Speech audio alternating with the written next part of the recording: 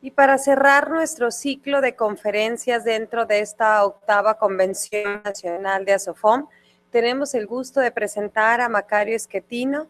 Estamos seguros que esta plática será sumamente interesante y enriquecedora. Muchísimas gracias, Macario. Adelante.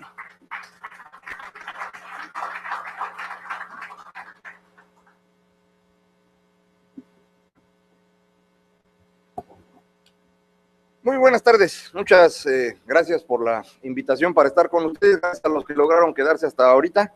Es un día complicado y pesado, allá afuera hay manifestaciones y chubascos, aquí está más tranquilo. Yo voy a platicar con ustedes de lo que está pasando en México y en el mundo, y déjenme empezar por aquí. Todo el mundo se queja.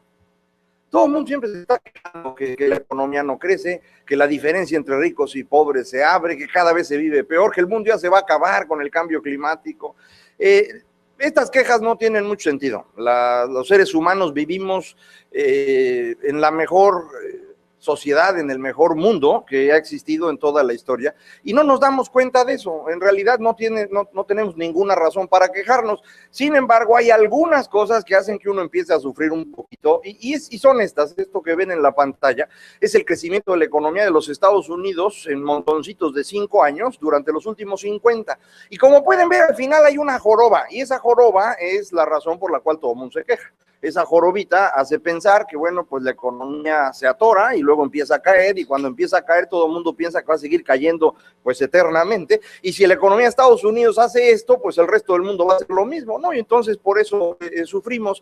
Sin embargo, no hay razón para ello, porque miren, esto ya pasó. Esta es la economía de Gran Bretaña entre 1800 y 1850. Y como pueden ver, es exactamente el mismo tipo de movimiento. Iba creciendo, se atora y empieza a caer, y ahí todo el mundo se queja. Es precisamente el momento en el que Marx y Engels escriben el manifiesto del Partido Comunista diciendo: el capitalismo es una tragedia, esto se va a acabar. Se murieron Marx y Engels, no se acabó el capitalismo, pero de cualquier manera es el momento de la queja, y volvió a ocurrir lo mismo a fines del siglo XIX y principios del siglo XX. Ahora vuelve a ser la economía de Estados Unidos, vean otra vez la joroba, ahora mucho más marcada. ¿Qué pasó después de esto? Un crecimiento espectacular. ¿Qué va a pasar en los próximos años en el mundo? Un crecimiento espectacular. ¿Por qué? Porque lo dice el dibujito, o sea, no hay ni que pensar. ¿Para qué sufre uno? Ahí está en el dibujo. Hay una razón científica detrás del dibujo que voy a platicar en un momento más, pero antes de eso los tengo que convencer de que viven en el mejor mundo que ha existido. Nunca nadie ha vivido tan bien como ustedes. Si no les gusta lo que tienen, en cualquier otro caso estarían peor. Entonces vale la pena darse cuenta de ello, y lo voy a hacer con montoncitos de 1.000 millones de seres humanos. La primera vez que los seres humanos juntamos 1.000 millones de personas fue en 1820, y este era el ingreso en 1820, el ingreso promedio del país más rico, el ingreso promedio mundial y el ingreso promedio del país más pobre. Son dólares comparables a los dólares actuales, no son dólares de hace 200 años, son dólares comparables a los actuales, y este era el nivel de ingreso en aquel entonces. La gente vivía en condiciones bastante deplorables hace solo 200 años. Tardamos 100 años más en juntar el segundo montoncito de 1.000 millones de seres humanos, y en este paso, en estos 100 años, se multiplicó el ingreso. Los ricos lograron multiplicar su ingreso por 3 veces, el ingreso promedio mundial se multiplica por 2, y los pobres lo multiplican por 1,5. Y esto es un fenómeno bien especial. Solamente puede haber desigualdad cuando hay algo para repartir. Antes de 1820 no había nada. Entonces la diferencia entre ricos y pobres antes de 1820 no era tan grande. La diferencia hoy es mucho mayor porque ahora tenemos mucho más para repartir, y esto es lo que están viendo en la pantalla. Se va abriendo la diferencia porque estamos generando mucho más riqueza, no porque los pobres se hagan más pobres, al contrario, se hacen más ricos. Multiplican su riqueza por 1.5, nomás que los otros la multiplicaron por 3, por eso se sientan feo. Después seguimos juntando, ya no voy a ir montoncito por montoncito porque no acabo, y empezamos a juntar montones de 1.000 millones de seres humanos cada vez más rápido. El tercero a los 40 años, luego 15, luego 12, y ahí es donde todo el mundo empezó a angustiarse de que íbamos a ser demasiados humanos en el planeta, iba a alcanzar la comida, la explosión demográfica y demás. Ya no tienen que preocuparse de eso, ahora sabemos que eso no va a pasar. En el transcurso de este siglo tendremos el máximo de seres humanos entre 9 y 10.000 millones, y después va a empezar a bajar. Esto ya no fue un problema. ¿Qué ocurre ahora? Pues otra vez se multiplica el ingreso, nada más que ahora los que aumentan más no son los ricos, sino los de en medio.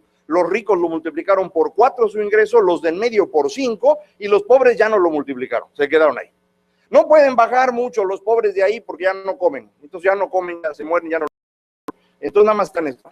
Y aquí otra vez el sufrimiento. Ya ves, los pobres son un montón y viven con una miseria, mientras que los otros son muy ricos. Sí, sí es cierto que es una miseria, pero no son tantos, de hecho son cada vez menos. Este es el porcentaje de personas que viven en países que tienen ingresos menores a $1,000 al año, no 500,000. Hace 200 años, el 90% de los seres humanos vivía en países con ingresos menores a $1,000. Hoy es menos del 5%. Entonces, en 200 años hemos logrado mover a la mayor parte de los países fuera de la pobreza, y si lo medimos por persona, no por país, entonces el resultado es también una reducción significativa de la pobreza. Las personas que tienen un ingreso inferior a $1.25, que es el límite de pobreza que usa el Banco Mundial, eran 50% de los seres humanos en 1980, ahorita es 20%. Sigue siendo una cantidad importante, 20% de 7,000 millones de personas, pues son 1,500 millones de seres humanos que están en esas condiciones, pero son muchos menos que antes. Vamos reduciendo significativamente, cada vez hay menos pobres en el mundo, cada vez comemos más. Este es el crecimiento promedio de la población de los últimos 50 años, 1.6% anual. Este es el crecimiento de proteínas, calorías y grasas, vean, mucho más. De hecho, ahora nuestro problema no es que se nos mueren de desnutrición, se mueren por gordos. ¿Sí? Pero aún así se mueren menos. Esta es la esperanza de vida en 1960 y 2012, el país con mayor y menor esperanza de vida en cada momento del tiempo.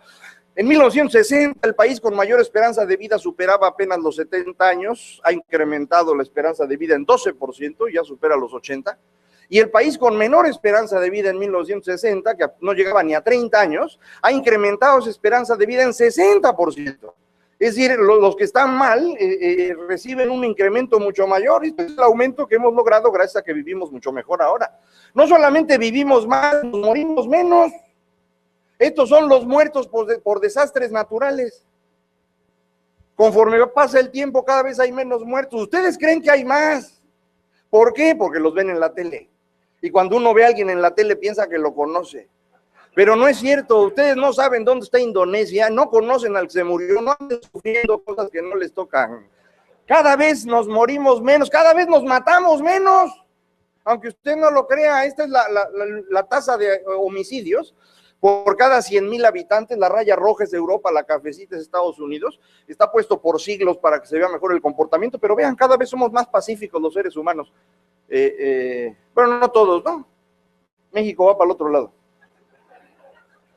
México tenía 10 homicidios por cada 100,000 habitantes, llegamos a 20, ya estamos mejorando, estamos otra vez de regreso, ya estamos por ahí de 18, pero en este nivel en el que estamos es en el que estaba Europa en el siglo XVI. Esa es la razón por la cual vienen los turistas. No vienen a ver aquí la playa o las ruinas, vienen a ver cómo era Europa en 1500, quieren sentirlo así de cerca. Por eso al chavo alemán que vino aquí a Acapulco le tocó el balazo de regreso para que sienta lo que es. México es un país violento porque estamos en un continente violento, el continente más violento del mundo es América Latina. Y no somos el peor país, no lo digo para que se sientan bien, es simplemente para que ubiquemos y podamos comparar adecuadamente. Ahí están otros países con niveles superiores al nuestro. El peor caso es Honduras, lo puse allá arriba para que no se sintieran de que no los puse, pero realmente les tocaba el siguiente piso. Es decir, están en otro nivel. Honduras es un país ahorita verdaderamente terrible. Entonces no estén quejando, ¿no? Viven más tiempo, hay menos pobres, comen mejor. Si todo esto está bien, la pregunta es ¿por qué si todo está mejor, la gente se queja? Pero la gente se queja no porque esté viviendo peor, sino porque no entiende qué está pasando. Si el origen de las quejas es que los seres humanos no entendemos lo que está pasando y la incertidumbre es lo que nos angustia. Y esa incertidumbre tiene razón de existir. La incertidumbre es producto del cambio tecnológico. Estamos sufriendo un cambio tecnológico muy profundo y es un cambio tecnológico que afecta a toda la economía al mismo tiempo, y cuando un cambio tecnológico afecta a toda la economía al mismo tiempo, el resultado no es que uno vive mejor, es que uno vive peor. Cuando un cambio tecnológico afecta a toda la economía al mismo tiempo, el resultado inmediato es que la productividad se cae, se amplía la diferencia entre ricos y pobres, se desplaza la producción y todo el mundo vive peor. Años después, cuando este cambio logra asimilarse, el crecimiento es espectacular. Esto es lo que explica la gráfica que veían al principio. En 1850 se empieza a utilizar el agua y el vapor como elementos motrices en las fábricas y esa transformación es brutal. Y lo que causa de inmediato es una caída de la productividad, una ampliación de la diferencia entre ricos y pobres, y eso es lo que ve Marx, y por eso escribe el Manifiesto del Partido Comunista, y eso es lo que ve Charles Dickens, y por eso escribe las novelas que ustedes conocen. Lo que están viendo es angustia en la gente, y lo escriben, y en el momento que lo escriben, la angustia desaparece, porque empieza el crecimiento acelerado, y toda la segunda mitad del siglo XIX es una maravilla para el Reino Unido. Lo mismo pasa en Estados Unidos a fines del 19, principios del 20, cuando se empieza a utilizar la electricidad y el motor de combustión interna. Nuevamente hay esta transformación y hoy estamos sufriendo eso, porque lo que tenemos hoy es un cambio tecnológico centrado en las tecnologías de información y comunicaciones. Y esto está alterando por completo todo. Todos saben que existe este cambio porque todos traen cargando su celular y traen su tablet y entonces ya se sienten dentro del cambio tecnológico, pero ese no es el cambio tecnológico. El cambio tecnológico es cuando esas cosas empiezan a usarse en lo demás y el cambio es espectacular. Gracias a las tecnologías de información y comunicaciones podemos tener hoy un transporte y logística que nos permite darle de comer a 7,000 millones de seres humanos, mucho más que lo que podíamos hacer hace 50 años para la mitad de la población.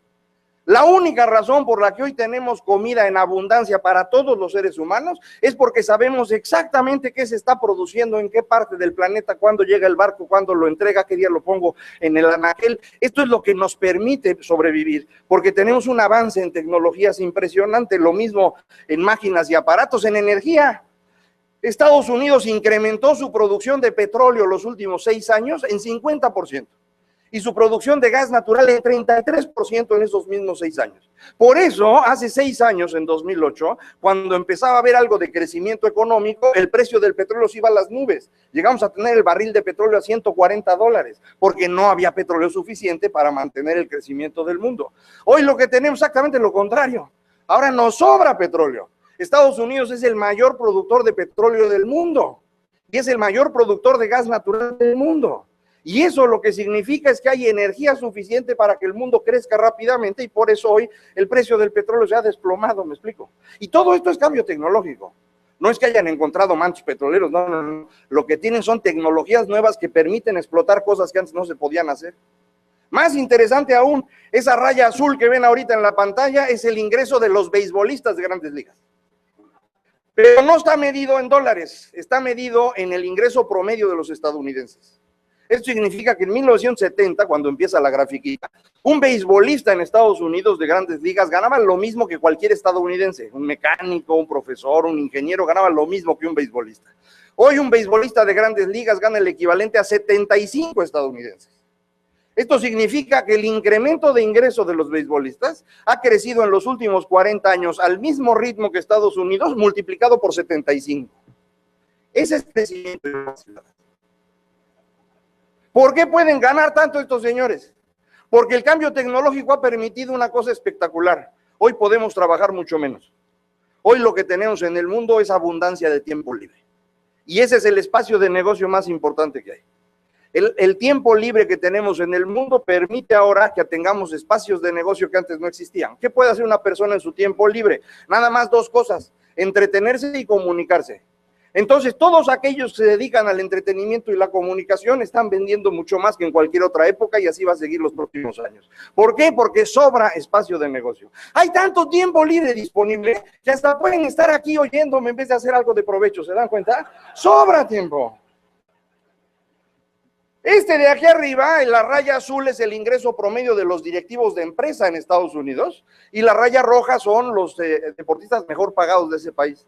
En Estados Unidos ahorita se discute la desigualdad y que los pobres no pueden ganar más porque los directores de empresas son unos miserables que ganan mucho. No sé si sean miserables, pero no ganan mucho. Y no solo no ganan mucho, no ha subido su ingreso. ¿De quiénes ha subido el ingreso? De los deportistas.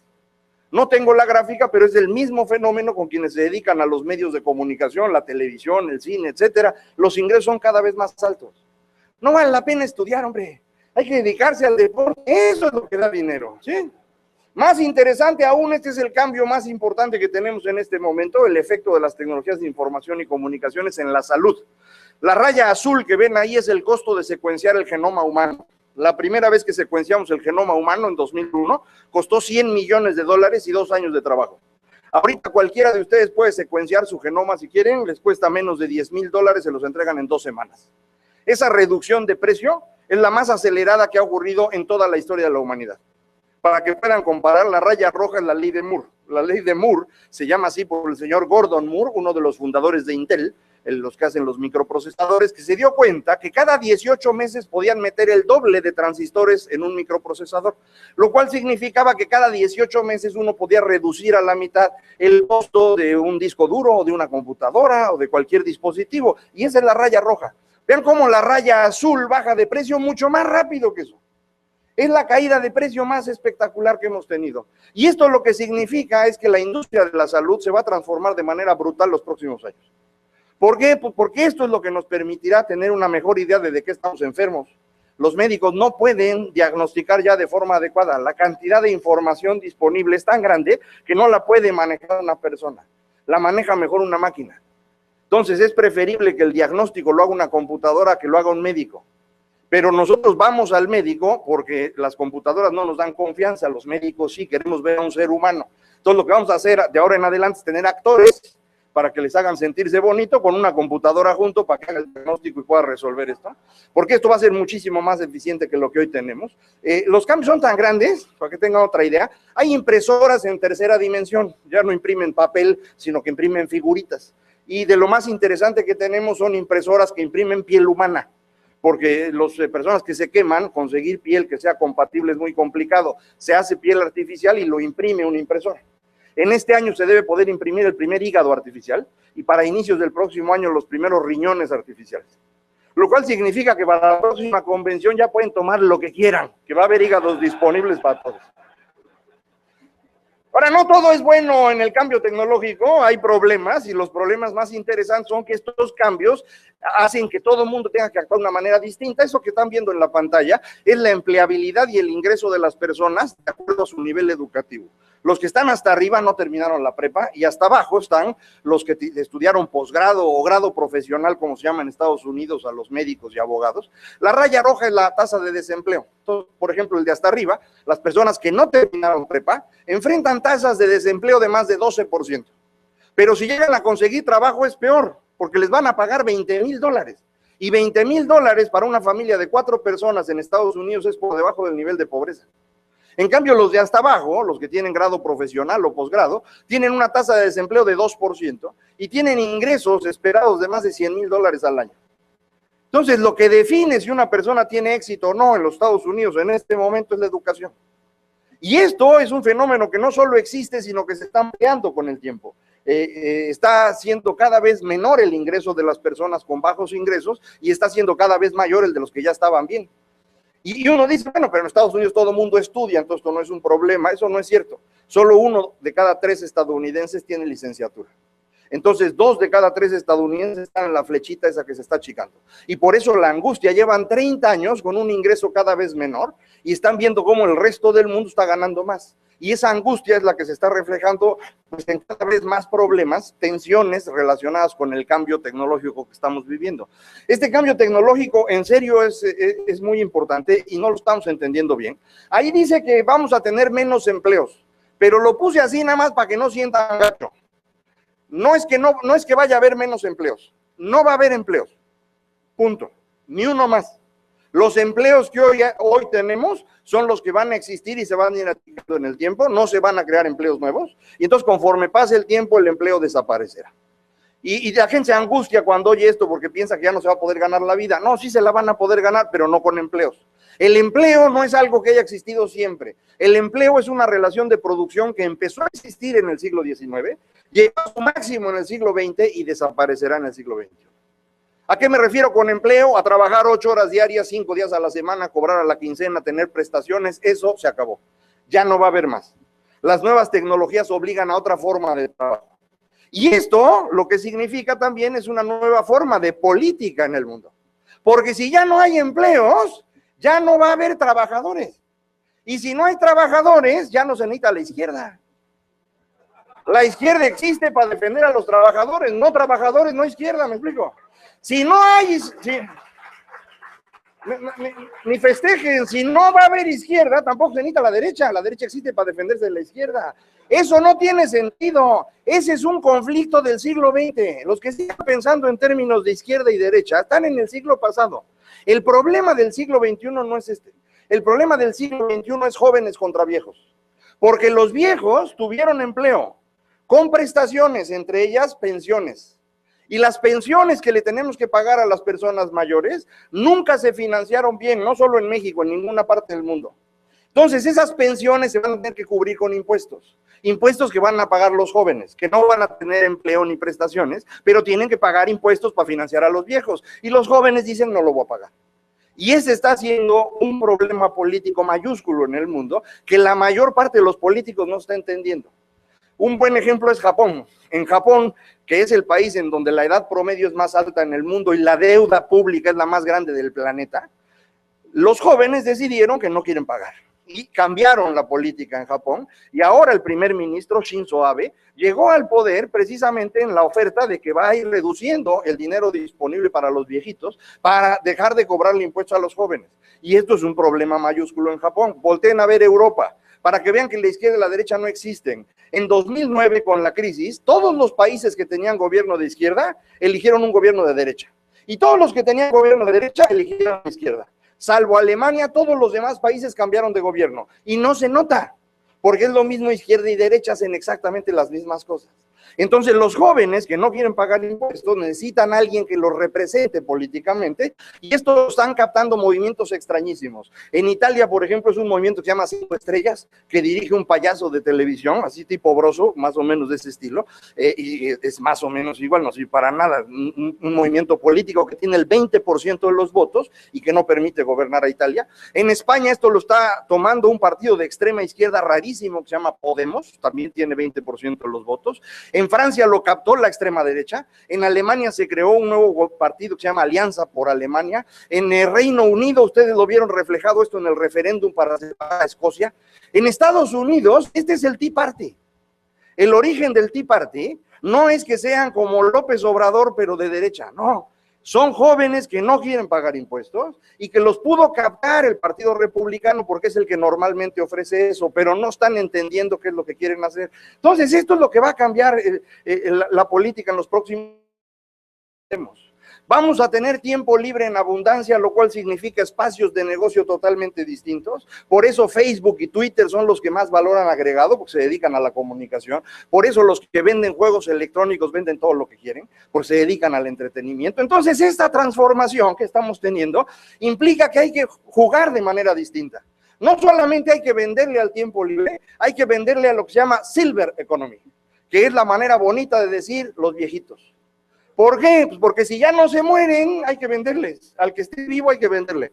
¿Qué le vende uno a un viejito? Lo que le vende uno a un niño. Entonces, si alguien vendía pañales para niños, venda pañales para viejitos.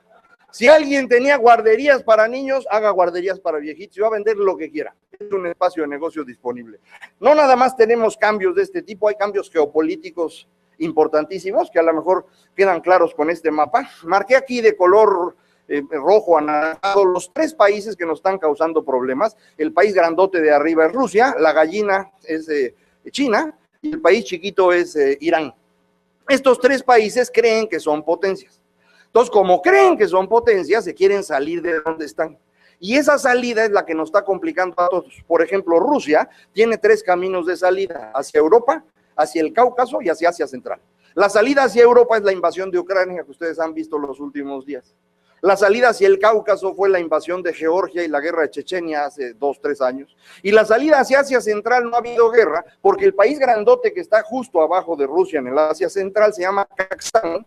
Y Kazajstán empezó a existir en 1991 y desde entonces ha sido gobernado por el mismo señor ya de edad avanzada. Y Putin le dijo hace 6 semanas que Kazajstán no tiene razón de existir, que lo dejaron existir porque el señor les caía bien. Pero nomás se muera, Kazajstán vuelve a ser parte de Rusia, ya anunció. Entonces digo, para que vean cómo se está moviendo el asunto ahí en Rusia. Irán tiene 2 salidas. De un lado están Afganistán y Pakistán, y del otro lado están Irak y Siria. Los 4 son una tragedia, no tienen gobierno, hay guerra civil. ¿Por qué? Pues porque Irán desordenó todo. Cuando en Irán se hace la revolución en 1979, hace 35 años, los que ganan, los ayatolás, son una secta muy ortodoxa de la corriente que se llama sunita, son musulmanes, chiitas, son musulmanes chiitas. Y ellos empiezan a generar grupos extremistas en la zona para impedir que los chiitas crecieran. La otra corriente musulmana, que son los sunitas, empieza a organizar sus extremistas. Estos los organizan Arabia Saudita y Qatar. Esos grupos son, como por ejemplo el que ustedes conocen, Al-Qaeda. Y ellos empiezan a jugar en contra de los chiitas y empiezan a hacer problemas en el resto del mundo. Entre tontos grupos como estos salió el que ahora se llama el Ejército Islámico. Me imagino que ya lo han visto en televisión porque andan decapitando gente para promoverse. El Ejército Islámico era parte de Al-Qaeda. Al-Qaeda los expulsó por radicales, para que tengan una idea. O sea, esto es verdaderamente un problema serio.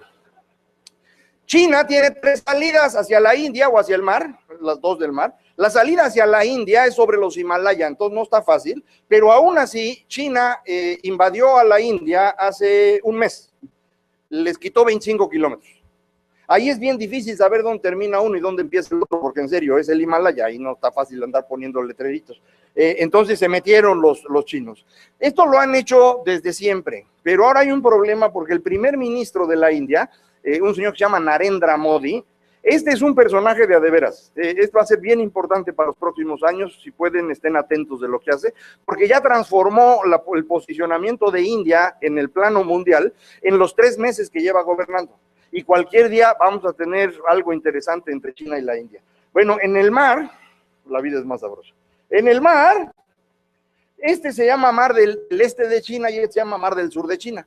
Entonces China dice, pues son míos, se llaman de China, pues son míos. Y los otros países que están ahí juntos dicen, no, espérate, güey, no es tuyo, hay islas mías.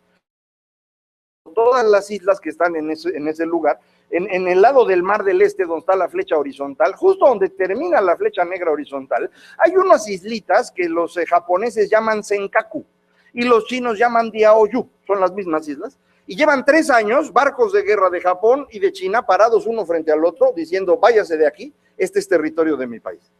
La ventaja es que uno lo dice en chino, el otro en japonés, no entiende nada, no pasaba nada.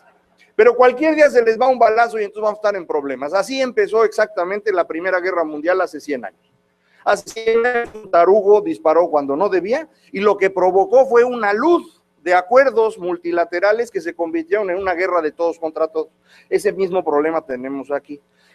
Corea del Sur, Japón y Filipinas tienen convenios de defensa mutua con Estados Unidos. Si son atacados por alguien, Estados Unidos tiene que defenderlos.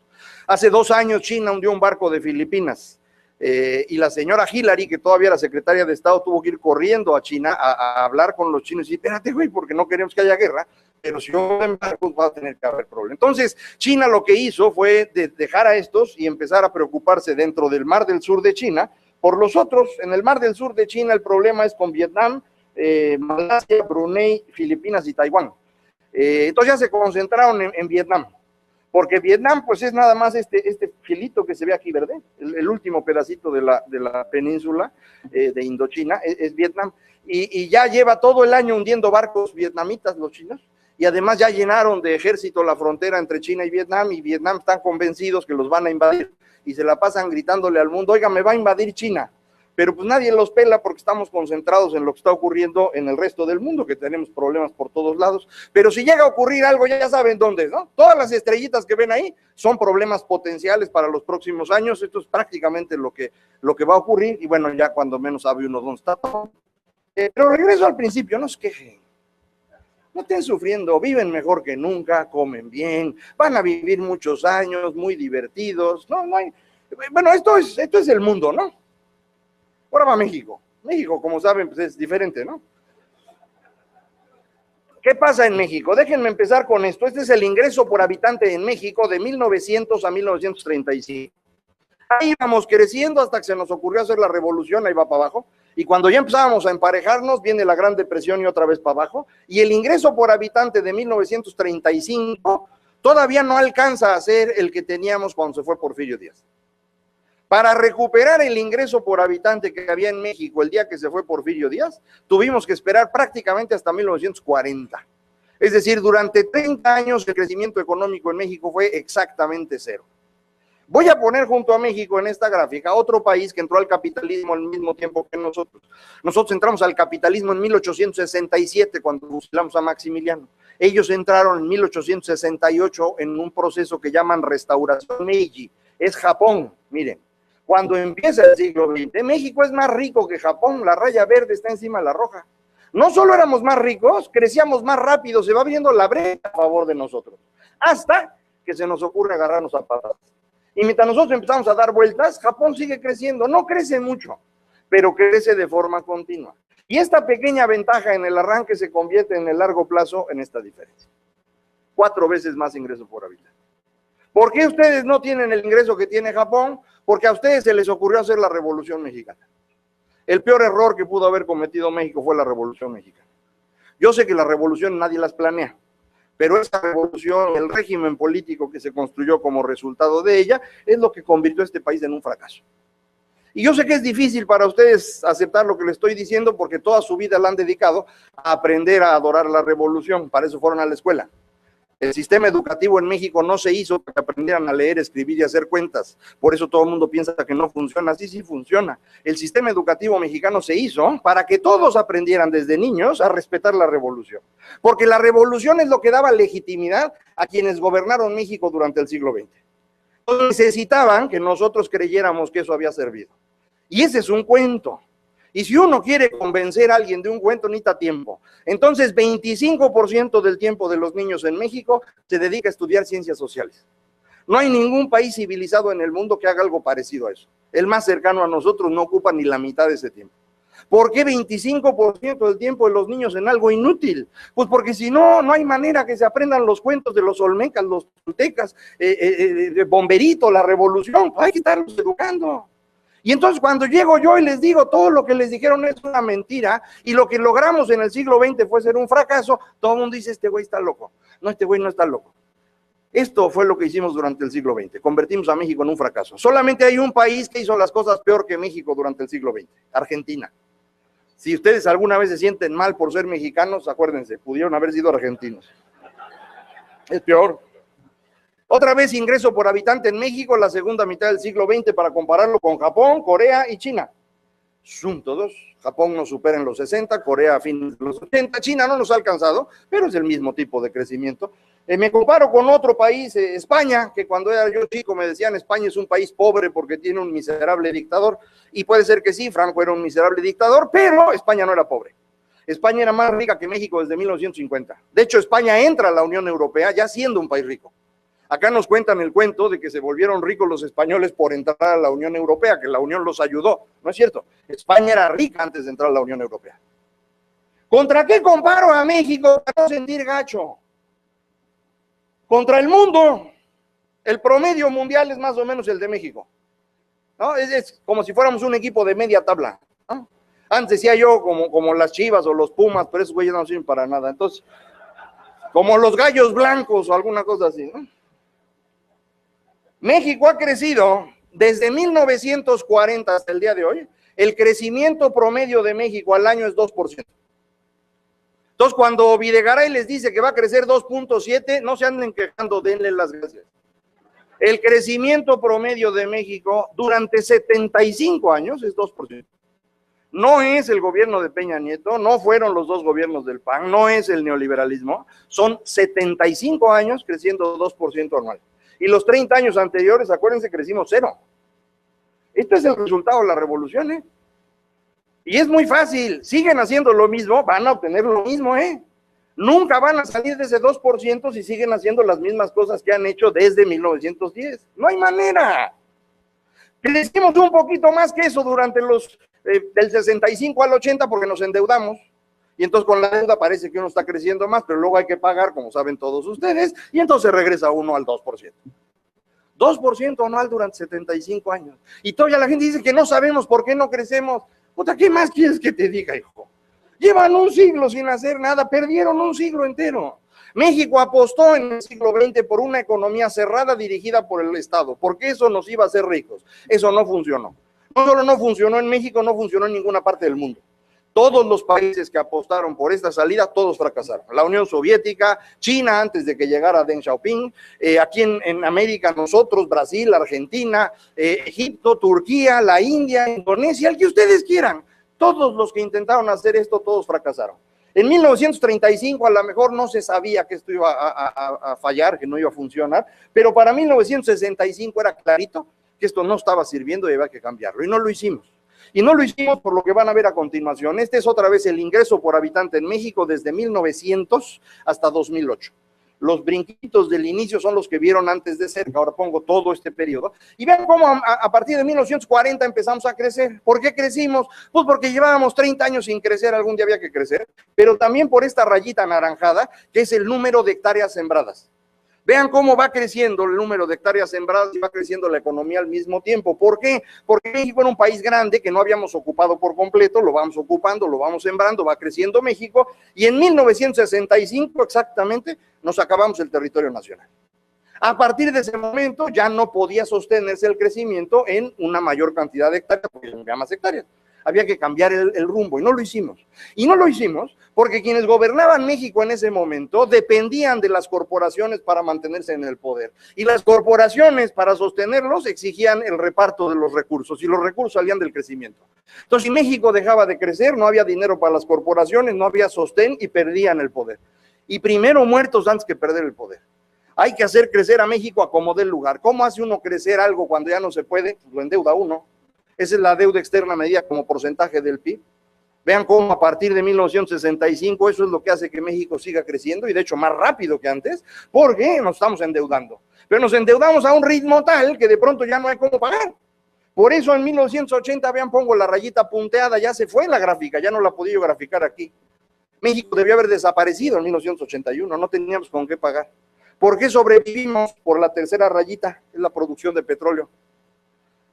Vean cómo México no es un país petrolero. La producción de petróleo en México siempre fue relativamente baja hasta que nos encontramos Cantarell a mediados de los 70. Ese es el brinco que ven ahí. Ese brincote de ahí es que nos encontramos el segundo manto petrolero más grande del mundo. Nos lo encontramos en Campeche y nos lo acabamos todito. Los siguientes 30 años México vive del petróleo. Vean cómo el comportamiento de la raya negra de allá en adelante es el mismo de la raya café. Vivimos del petróleo todo ese tiempo. Entonces vean lo que hicimos en el siglo XX. Durante 30 años no crecimos nada. Luego crecimos 25 años agotando el campo. Luego 15 años agotando el crédito. Luego 30 años agotando el petróleo. Y ahora ya no hay ni campo, ni crédito, ni petróleo. ¿Qué vamos a hacer? Vamos a tener que hacer algo que nunca hemos hecho, un experimento al que yo me opongo. Vamos a tener que trabajar. Esto es mentira, ¿eh? Lo sigo usando porque se siguen riendo. Y nosotros los cómicos cuidamos nuestras bromas todo el tiempo que sea necesario. Pero es mentira. El país más trabajador del mundo es México. La Organización para la Cooperación y Desarrollo Económico mide cuántas horas trabajan las personas en los países más importantes del mundo, incluyendo a nosotros. El país que más trabaja en el mundo es México. Los mexicanos trabajan en promedio 10 horas diarias. No producen nada. Entonces, necesitamos cambiar nuestra perspectiva. Todo el mundo dice es que México es un fracaso porque los mexicanos son flojos. Eso no es cierto. Los mexicanos no son flojos, son inútiles, que es una cosa distinta, ¿no? Y aquí también tengo que aclarar, porque ya hubo una vez un señor que me quiso golpear porque dije eso. Yo no tengo la culpa, y no es personal con nadie. Somos unos inútiles en México porque dedicamos 10 horas a no producir nada. Nuestro problema, si lo quieren ver en palabra menos fea, es somos improductivos. ¿Y qué tan improductivos somos? Lo van a ver en esta gráfica, que es una gráfica nuevecita, la pude terminar hace poco, porque no había los datos, INEGI no los había publicado, ya publicó. Y entonces lo que van a ver aquí es la productividad y las remuneraciones de los países, perdón, de las personas en México, dependiendo de en qué sector trabajan y si son formales o informales.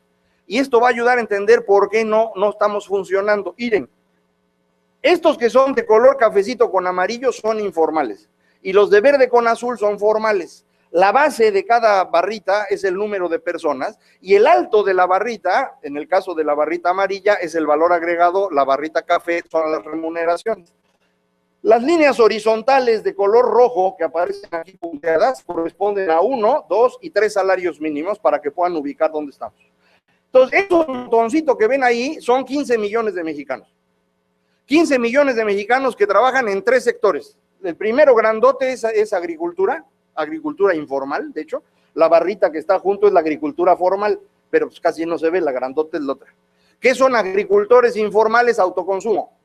¿Cuánto producen? Pues si les va bien, están produciendo 5,000 pesos al mes. ¿Cuánto pueden ellos recibir como ingreso? Pues lo que reciben son 700 pesos mensuales. Es abajito de medio salario mínimo. Después, la siguiente barra cafecita con amarillo son obreros de la construcción informales, albañiles informales. Su nivel de productividad es igual, 5,000 pesos, pero logran captar más de ese dinero y logran superar por poquito un salario mínimo. Y finalmente están 2 barritas más que son otros servicios. Eso en español significa servicio doméstico. Y hay un poquito de personas formales en el servicio doméstico, que es la rayita azul, pero la mayoría son café con amarillo, son informales, son el servicio doméstico que probablemente tengan ustedes en sus casas y no tiene prestaciones de ningún tipo. ¿Cuánto ganan estas personas? Ganan del orden de 2 salarios mínimos en promedio en México. Su productividad no es mucho mayor que eso porque el trabajo doméstico no suele ser tan productivo. Estos son 15 millones de mexicanos, ¿eh? Esta es la tercera parte de México. Esta tercera parte de México produce muy poquito y además cada año reduce su productividad 6%. ¿Por qué? Porque no pueden producir más y empieza a llegar más gente y entonces la productividad se va cayendo, se va desplomando. Segundo montoncito, este segundo montoncito, la parte más significativa, no me voy a ir de uno en uno porque no acabo nunca, la parte más significativa es este cuadrado grande que dice SEO, esos son los ambulantes. Esos son los ambulantes. Y esto es importantísimo. La productividad de un vendedor ambulante es la productividad promedio de México. O sea, cada vez que quieran saber qué es México, vayan a ver un ambulante. Eso es México. Esa es la productividad promedio de México. ¿Por qué no podemos crecer más? Porque no se puede. Ahí está. ¿Cuánto produce? Produce 10,000, 11,000, 12,000 pesos. ¿Cuánto reciben de ingreso? Cerca de los 3 salarios mínimos. No, 2 salarios mínimos. ¿Cuánto crece la productividad de este sector? 2% al año. Último sector, los buenos. Casi todos son formales. La productividad promedio de este grupo es de 55,000 pesos al mes. El ingreso promedio de las personas que están ahí son 10 salarios mínimos, 18,000 pesos mensuales. Ese México tiene un crecimiento de productividad al año de 6%, como si fuera Corea. Problema, el primer grupo perdía productividad 6%. Se netean los dos. El crecimiento de México lo definen los vendedores ambulantes. ¿Sí está claro? Esto es más fácil para entender por qué este país no funciona. Porque todo el mundo piensa que los demás en México son como uno es. No, todos son distintos. Y 2/3 partes de los mexicanos son informales. Y la mitad de esos informales viven en condiciones que no le permiten producir nada. ¿Sí me explicó? Entonces esto es lo que hay que resolver, que no está fácil. ¿Cómo se resuelve? No sé, acabo de hacer la gráfica apenas, quieren todo. Ya me lo voy a saber. Pero sí sé por qué somos así. Somos así porque vivimos durante el siglo XX en el régimen de la revolución, un régimen que tenía 3 características. Era presidencialista, es decir, el presidente era la piedra angular del sistema político mexicano, y como nadie sabe qué es la piedra angular, traje la foto, esa es la foto, esa es una piedra angular. La piedra angular es la piedra que cierra un arco, tiene la característica de que recibe toda la tensión del arco y la devuelve. Por eso el arco es una estructura muy sólida a pesar de estar hueca. El presidente en México no era todopoderoso. Lo que tenía era todo el poder del sistema político, que es distinto. No se podía salir del sistema político y el sistema político mexicano era un sistema corporativo, es decir, un sistema hecho de corporaciones. Una corporación es una organización muy sólida y muy vertical porque al interior de ella todo mundo quiere lo mismo. La forma más fácil de imaginar una corporación es un sindicato. En un sindicato todo el mundo quiere lo mismo, trabajar poco y ganar mucho. Entonces es muy fácil organizarlos. Y lo único que se necesita en una corporación para que funcione es que las bases de la corporación deleguen en los líderes la capacidad de decisión para que los líderes vayan, negocien, obtengan y repartan a todos. México estaba lleno de corporaciones. Cuando el régimen se derrumba en 1997 no hay ciudadanos, porque los mexicanos no saben tomar decisiones. Los mexicanos saben delegar las decisiones para que otro resuelva. Y por eso todavía al día de hoy hay un montón de mexicanos en distintos lugares que necesitan que el presidente vaya y les resuelva los problemas. porque los mexicanos no saben tomar decisiones, no saben hacerse responsables de ellas. Este sistema se cerraba con una ideología que atravesaba toda la vida pública, el nacionalismo revolucionario, que era una reinterpretación de la historia para darle legitimidad a los que habían ganado las guerras civiles. De hecho, inventan la Revolución Mexicana para poder tener legitimidad y mantenerse en el poder. Si ustedes hoy quisieran reinterpretar la historia de México y hacen un libro para que todo el mundo lo lea, va a ser un fracaso. En México nadie lee. Y si nadie lee hoy, imagínense en 1930. Entonces, ¿cómo le haces en 1930 para reinterpretar la historia y que todo el mundo lo entienda? Con monitos. ¿Quién hace los monitos? Diego Rivera. Diego Rivera reinterpreta la historia nacional y la pinta en las paredes de este país, y él pinta lo que él creía que había que hacer. Y él era un comunista convencido. Y lo que pinta en los murales Diego Rivera es el México comunista que él quería ver, porque él creía que ese era el camino que debía tener México. El que no crea en esto, vaya a Palacio Nacional y vea el mural que está ahí. Y ahí van a ver a Marx, a Engels, a Lenin. Pues ¿cuándo vinieron? No vinieron. Es la imaginación de Diego, queriendo reflejar el México comunista que según él debíamos ser nosotros lo más pronto posible. Y Lázaro Cárdenas quería lo mismo. Y entonces lo que hicimos fue eso, un fracaso. ¿Cómo estamos hoy después de todo esto? Voy a usar los datos del Foro Económico Mundial, pueden usar los que quieran. La ventaja de estos monos es que juntan mucha información, entonces es muy fácil ver todo junto. Ellos miden la competitividad de un país con 12 dimensiones, que les llaman los 12 pilares de la competitividad, que son estos. No importan todos, nada más vean que tenemos dos buenos, los dos verdecitos son los buenos. Tamaño de mercado, México es un país muy grande, y la estabilidad macroeconómica, en eso estamos bien. ¿Dónde estamos mal? En los rojitos. ¿Qué son los rojitos? Los rojitos son sistema financiero, mercado laboral, mercado de bienes y sobre todo instituciones. En esto estamos mal. ¿En qué exactamente? Bueno, puede uno entrar al detalle para saber en qué estamos mal. Y a la hora que entra uno al detalle de los datos del Foro Económico Mundial, se encuentra uno un montón de cosas que de pronto me di cuenta se pueden agrupar porque son del mismo tema y los agrupé por colorcito. Entonces, por ejemplo, los primeros tres son problemas de inseguridad, crimen organizado, costo del crimen, confiabilidad de la policía. Luego hay tres amarillos que son de educación, la calidad de educación científica y matemática, sistema primaria, el sistema educativo en su conjunto. Los moraditos son corporaciones, el costo de la política agrícola, el costo de contratación y despido, y el rojo es de empresarios, el costo de la dominancia en mercado, los monopolios. Y si siguen viendo las demás cosas que trae el Foro Económico Mundial, van a ver que es lo mismo, encuentro uno los mismos colores. Y entonces me doy cuenta que México nada más tiene tres problemas, no anden buscando más, tres. Un pésimo sistema educativo, grupos privilegiados que nos extraen dinero, y un gobierno débil, corrupto, que no puede aplicar la ley. Esos son los problemas de México. Ya no busquen más. Que lo dicen es que México tiene un problema de pobreza. No es cierto, México no tiene problema de pobreza. La pobreza en México es resultado de eso. Eso es lo que hay que resolver. ¿Cómo resuelve uno eso? Pues depende de dónde salió. Según yo, esas tres cosas vienen de la forma como México vivió en el siglo XX. Y en conclusión, la solución es muy sencilla. Entierren la Revolución Mexicana. Ya le festejamos 100 años, hicimos pastelito, pusimos velitas, ya estuvo bueno. Ahí muere, ya, se acabó. Se acabó. Eso no sirvió para nada. Le apostamos un siglo entero y obtuvimos 30 años de crecimiento cero y 75 años de crecimiento de 2%. ¿Quieren crecer distinto? Entierren la revolución. Olvídense de ella. No importa cómo haya sido. Todos los que adoren a Villa, Zapata, Madero, Carranza, acuérdense que se mataron entre ellos y olvídense de ellos. Ahora, puede ser que yo esté equivocado y hay otra explicación. Si alguien la tiene, me la da. Y yo discuto con mucho gusto. No he encontrado ninguna otra explicación. Yo creo que es esto. Y entonces esto es lo que yo creo que hay que resolver. Y aquí lo importante es llegar al fondo. Déjenme hacer todavía los problemas menos. Dos problemas. Problema uno, los mexicas no quieren la ley. A los mexicanos no les gusta la ley. Quieren que la ley la cumplan los otros, pero no quieren cumplirla. Si ustedes no van a querer cumplir la ley, estamos en un problema, porque no hay manera de tener democracia si no hay ley. Entonces, si van a querer democracia, necesitamos que haya ley. No van a querer democracia, entonces necesitamos un autócrata.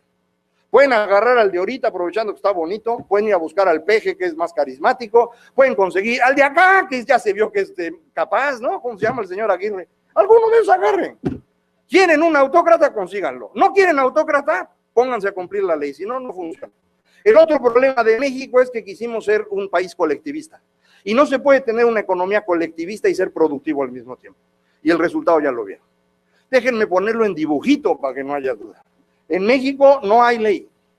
Si no hay ley, uno no puede limitar a los poderosos. ¿Quiénes son los poderosos en México? Esos tres grupos: los empresarios monopólicos, los líderes sindicales y los líderes de los grupos de interés. Esos son los poderosos en México. ¿A qué se dedican los poderosos? A que ustedes trabajen para ellos. Esto debería ser obvio, pero no lo es. La única razón para ser poderoso es que los demás trabajen para mí. Entonces, si tenemos esos grupos de poderosos, todos ellos viven del trabajo de ustedes. Ustedes trabajan para financiar a esos grupos y no se han dado cuenta que el esfuerzo de ustedes no se convierte en crecimiento económico porque esos personajes se llevan el recurso. Para que les quede más claro, todos los que traen un aparatito como estos, le están pagando al gordo $1 diario por encima del valor del servicio y del equipo y de todo lo demás.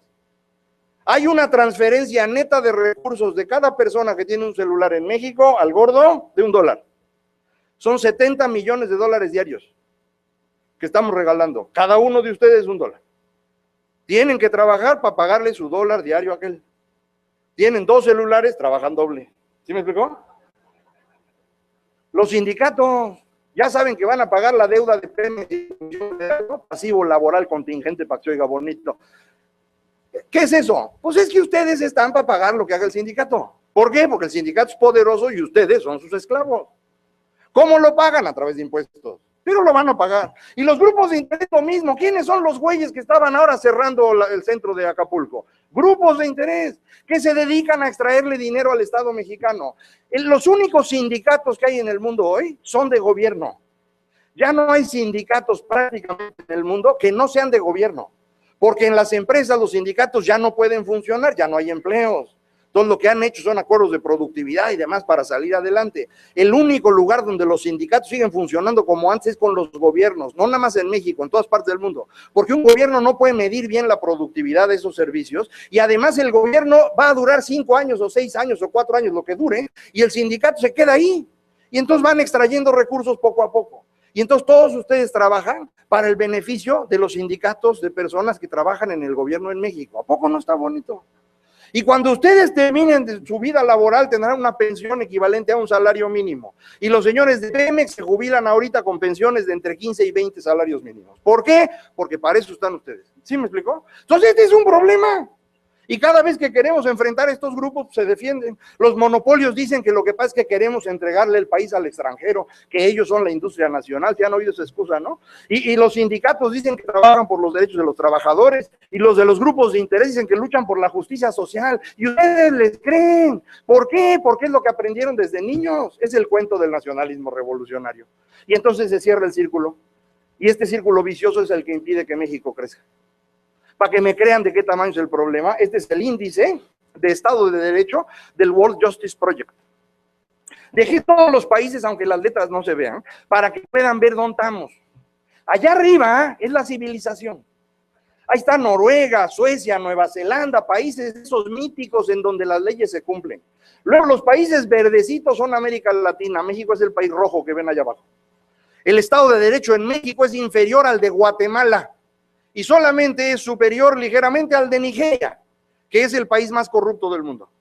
En América Latina solo hay 2 países peores que México en materia de Estado de Derecho, que son Bolivia y Venezuela. ¿Por qué este país no funciona? Por eso. Está fácil, si no hay ni que pensar, hombre. ¿Por qué somos así? Pues porque durante todo el siglo XX en México no había ley.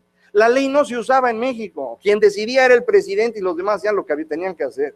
A partir de 97 es cuando en México empieza a haber ley. Hay una Suprema Corte de Justicia Autónoma desde el 94, pero se empieza a notar en 97. Hay un poder legislativo que se opone al presidente, gobernadores que se le enfrentan y entonces empieza poco a poco a cumplirse la ley. Pero pues todavía nos falta un montón. Debíamos haber cambiado antes. ¿Por qué no lo hicimos? Debíamos haberlo hecho en 1982.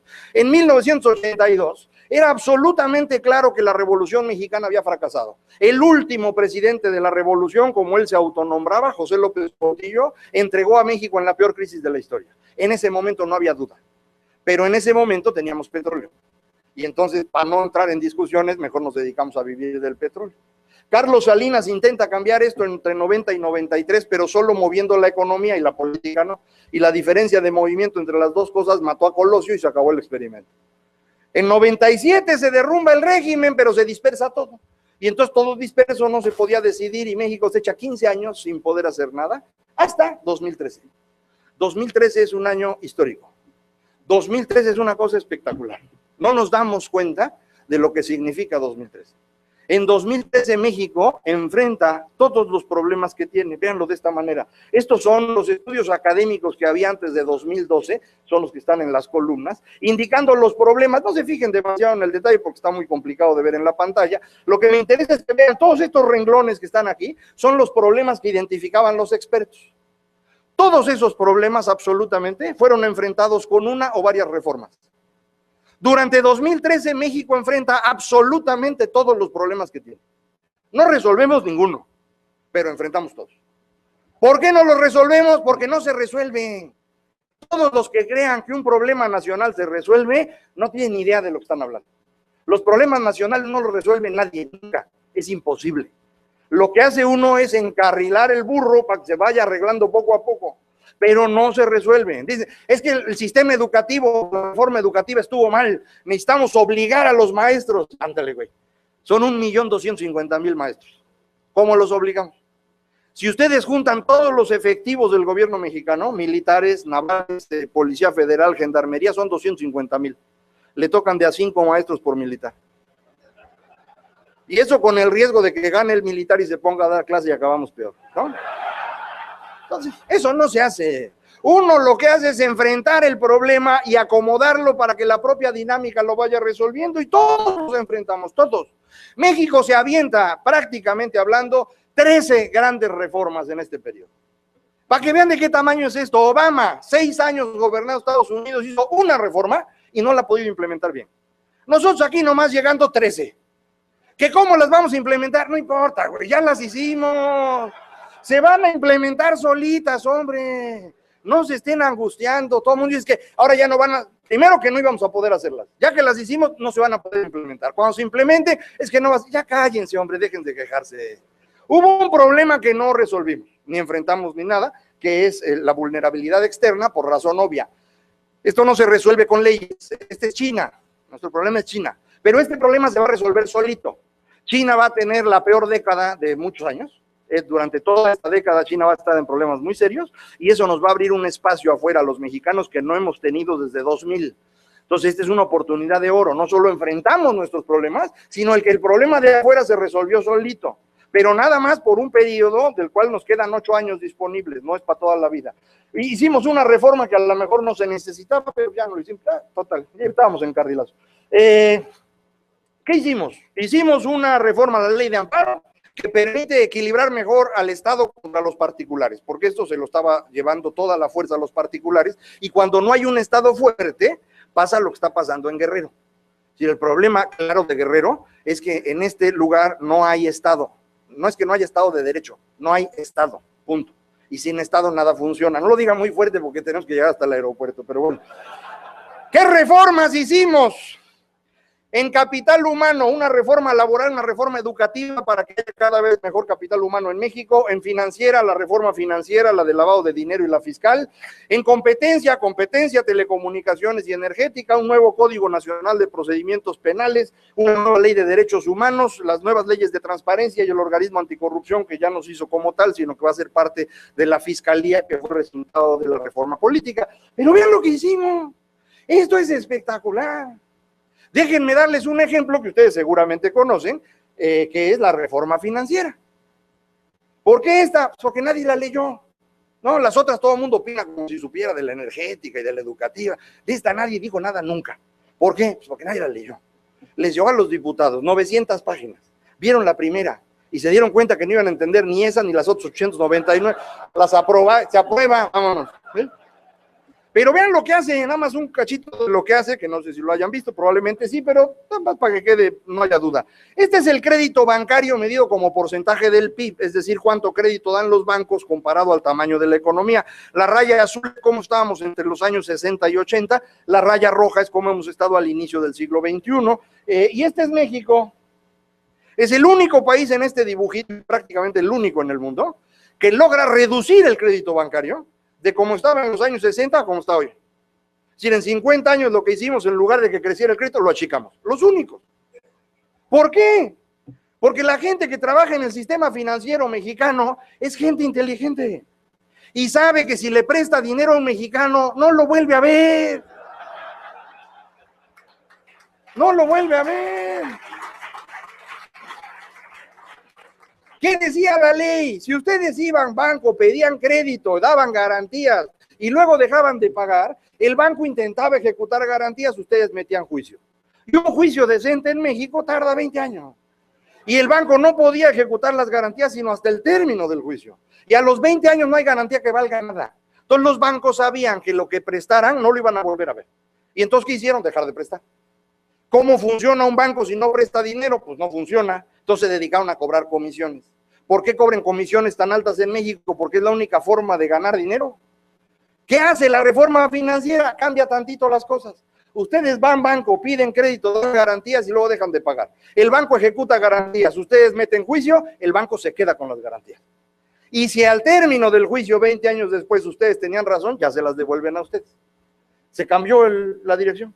Y este cambio de dirección es todo, ¿eh? Porque esto lo que significa es que todo aquel que estaba seguro que pudiera defraudar a un banco, ahora debería saber que no puede. Y los bancos saben que ya no van a venir los defraudadores, porque de tarugos vendrían. ¿Quién va a ir ahora al banco? Gente como ustedes o como yo, gente decente, que sí quiere pagar. Y entonces el banco va a empezar a prestar más. Y conforme presta más el banco, la economía empieza a crecer. Para que vean qué puede ocurrir. México estaba más o menos igual que Brasil o Chile, el tercero y cuarto de arriba para abajo, en los años 60 y 70, mismo crédito bancario como porcentaje del PIB. De allá para acá nosotros nos achicamos y ellos crecieron. Brasil, Chile, 2 veces y media, 3 veces el tamaño del crédito que tenemos nosotros. Imagínense que nos movemos de donde estamos hoy a donde está Chile hoy, no a donde va a estar, donde está ahorita. En 15 años, no para mañana, en 15 años. Eso significa cada año 4 puntos más del PIB en crédito bancario. Eso solito puede representar hasta 1 punto más de crecimiento de la economía. Esta reforma, que nadie leyó y que nadie entiende, puede representar 1 punto más de crecimiento de la economía simplemente por el flujo del crédito. ¿Se dan cuenta de eso? Y ya no estoy hablando de la energética, que a lo mejor da 1 o 2 puntos de crecimiento, o la de telecomunicaciones, que va a dar medio punto, o de todas las demás que juntas van a dar otro medio punto. Si suman todo eso, en lugar de que México se mueva en una trayectoria de 2% anual como se movió durante 75 años, ahora tenemos disponible una trayectoria de 6% anual. ¿Vamos a crecer 6%? No sé. No hay manera que lo sepa. Pero lo que sí sé es que con los métodos anteriores era imposible y ahora es posible. Ya se van a estar en paso, las corro.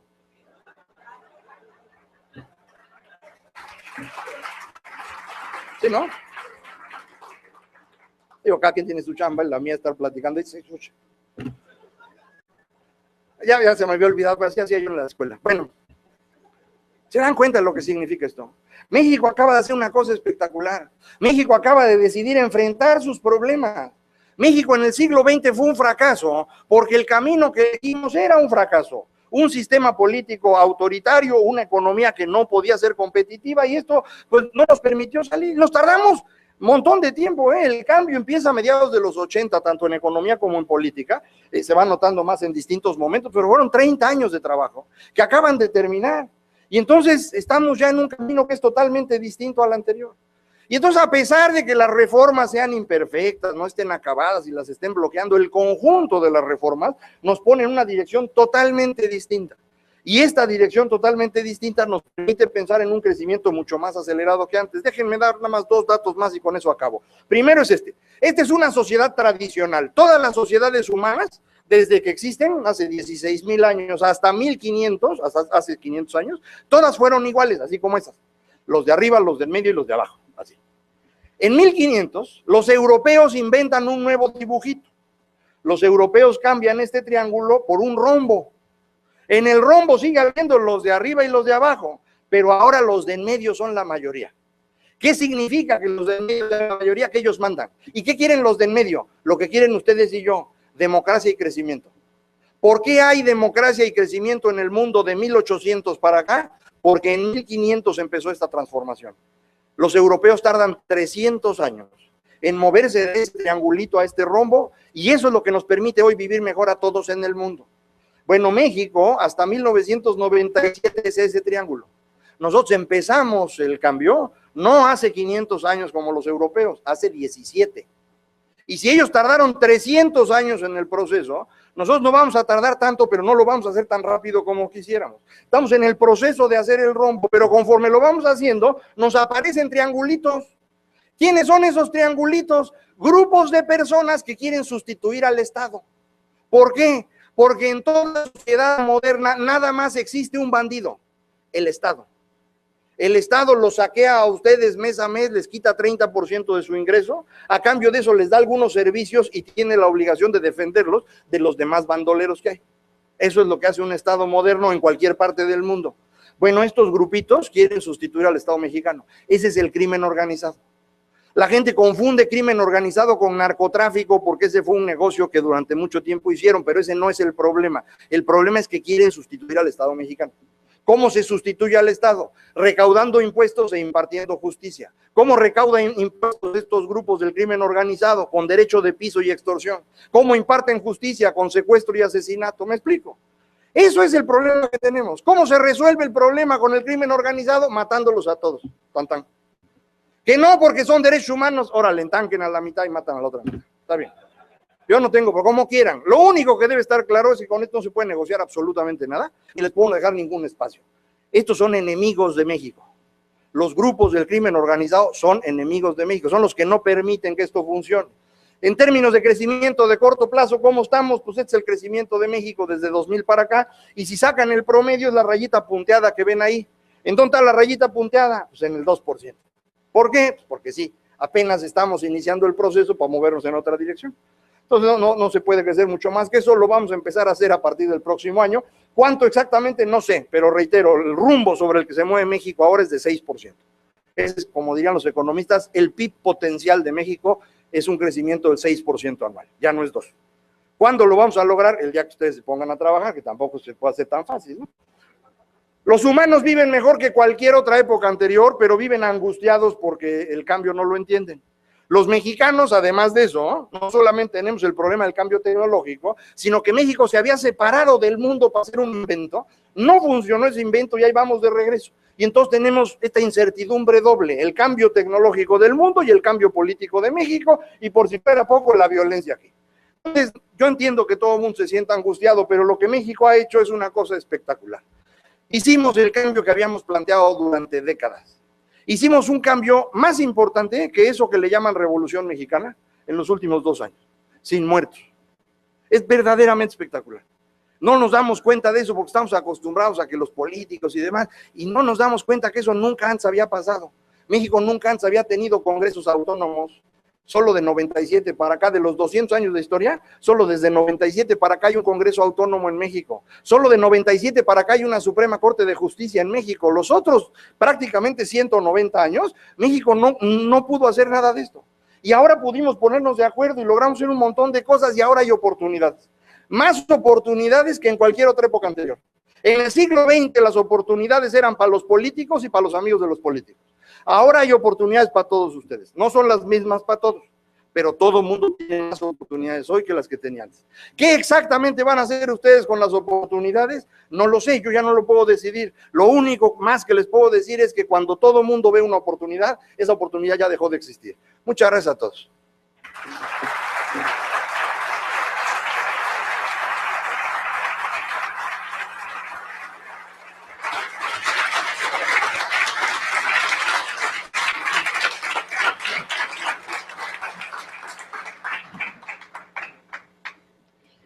Agradecemos esta excelente... No te vayas. Te queremos entregar en manos del contador público Alberto Corral, presidente nacional de la asociación, un reconocimiento que mandamos a hacer especialmente para este gran evento. Es una obra del artista multidisciplinario tapatío. Trae el símbolo de la hormiga, que es el símbolo del trabajo. Muchísimas gracias por acompañarnos.